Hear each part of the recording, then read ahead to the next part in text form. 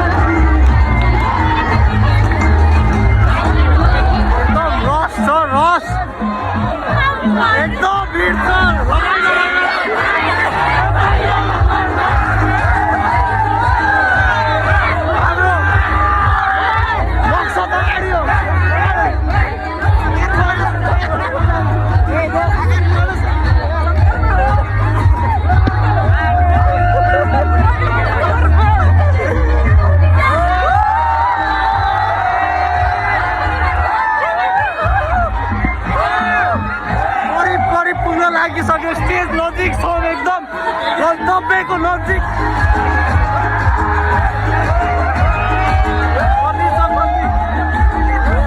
Almost पुग्न लाग्यो है, यत्रो ब्यारियर तोडेर अलमोस्ट।